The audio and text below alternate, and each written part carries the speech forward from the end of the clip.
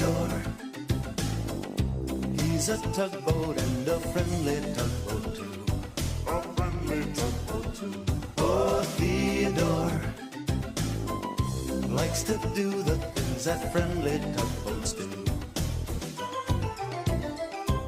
Pushing and a pulling in the great big harbor, in the great big world is so much fun. So many brand new things to discover.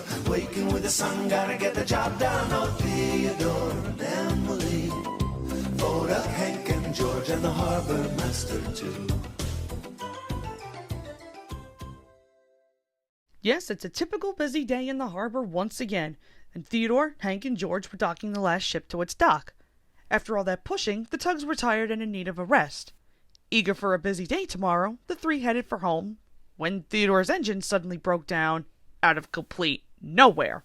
I can't move, thought Theodore. He tried moving backwards. It worked. Theodore found he could move backwards just like normal. But he could not go forward. Something is wrong, he thought.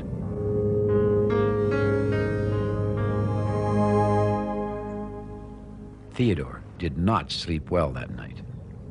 The next morning, he kept hoping and hoping the problem with his engine had gone away by itself, but it hadn't. He wasn't feeling any better. So, what exactly caused this malfunction in Theodore's engine? Was it from all that pushing, or did something else trigger it? Either way, he was in a pickle since now he could only move backwards. And hold up a second, doesn't this shot look oddly familiar? Hey, wait a minute. Anyways, instead of taking care of the problem firsthand, he tried to hide it like it was nothing. This broken down engine wasn't going to stop him from pulling Barrington later that morning. Let's go, said Theodore, and he began pulling backwards. Well, Barrington felt confused. Why are you moving backwards, Theodore? He asked. Oh, I thought I'd try a new way of pulling, answered Theodore. But actually, he was finding it hard to see where he was going. Will we have a story today, Theodore? Asked Barrington. You see, Theodore always told Barrington stories when he moved him. It made the work seem like fun. Sorry, said Theodore, but I can't pull backwards and tell a story at the same time. No story? Said Barrington. Oh, that's too bad. Theodore felt bad, too. He loved telling stories to Barrington, but it was all he could do just to keep pulling in a straight line. Oh yeah, moving backwards to do your work is a real bitch. Can't imagine how Theodore can even get his job finished like this. My question is, how has nobody seen him at this point other than Barrington? He's practically in plain view. Well, whether they did or didn't, Theodore didn't want Theodore to see him while heading towards his next job. And as if it wasn't bad enough, Emily was now heading towards him. And his cover was almost blown by a certain little bell buoy.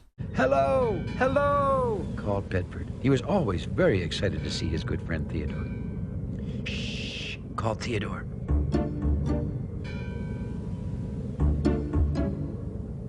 I'm hiding. Oh, that sounds like fun. I'll hide too. But then Bedford realized that bellboys couldn't really hide, so he tried spinning instead. Whee! Oh, this is fun, Theodore, he shouted. All of Bedford's shouts and dings caught Emily's attention. Are you calling me, Bedford? She said. No, replied Bedford dizzily, still spinning. I was talking to Theodore. He's right over there. But when Emily looked,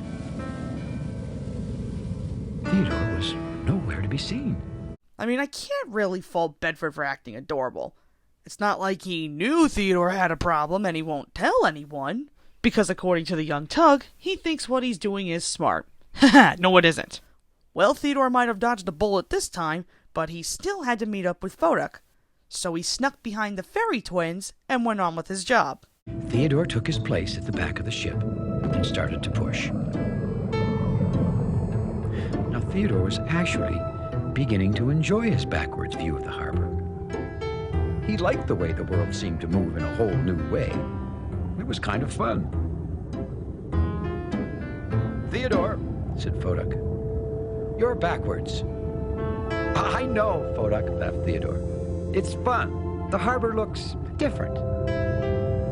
Is everything going okay back here? Asked Vodok.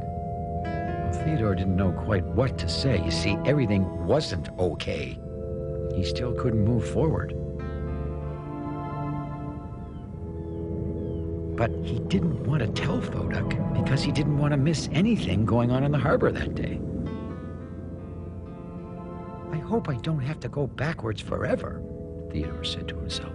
Look, Theodore, I get being devoted, but you can't possibly think you can do your work with a busted-up engine. How long do you seriously think you can keep up the charade?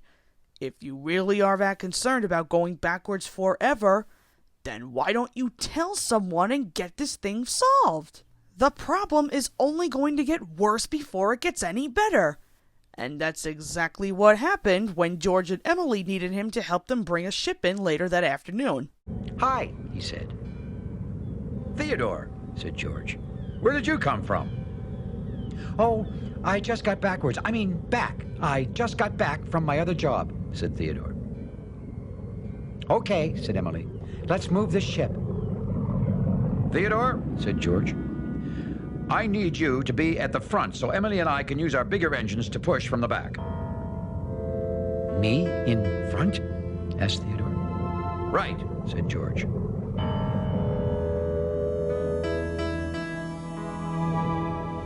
Theodore slowly took his position. Maybe they won't notice that I can't pull this way, he thought. Well, now Theodore was really in a fix. By this point, his engine was practically worn out on its last stretch, and he still won't tell anyone his problem. What is seriously the big deal if he misses a tad of work? Wouldn't it be a good thing that he gets a break for once? He's not going to be happy until his engine completely breaks down. Well, luckily it didn't go that far. As Theodore was pulling the ship, he couldn't bear it any longer until he finally told George and Emily what was going on. What is it, Theodore? Asked George. Are we going to hit something? Called Emily. No, answered Theodore quietly. It's me. Are you all right? Asked George and Emily together. Theodore took a deep breath before he spoke. No, I'm not all right. I can't move forward. It happened yesterday, and I spent the whole day moving backwards and not telling anyone. Well, that must have been hard, said Emily. It was, said Theodore. But I didn't know what to do. I had that happen to me once, said George. You did? Asked Theodore. What did you do? Oh, I went to the repair dock, said George. Oh, they fixed me right away. Theodore was surprised. Do you think the repair dock could help me? He asked. Oh, sure. You go there now, said George. You'll be back in no time. You'll be forward in no time. So now the truth finally comes out. I swear, Theodore would not have been happy had his engine completely quit on him. Then that could have hurt him, George, Emily, even the ship. It could have crashed into a dock, or even worse. But thankfully, he came to his senses and went straight to the repair dock to get his engine fixed. Sure enough, in no time, Theodore was moving forward again and ready to be back with his friends in the Big Harbor. Barrington was very happy Theodore was frontwards again. This feels so much better, said Theodore. But I do feel pretty silly about hiding my sore engine. Barrington thought it was silly too, but he didn't say so. Are you all better now, Theodore? He asked. All better, said Theodore. Are you well enough to... But Barrington felt too shy to ask. To what, Barrington? Asked Theodore. To tell me a story? Asked Barrington finally. Sure, laughed Theodore. I'll tell you one about the mixed-up tugboat who got everything backwards.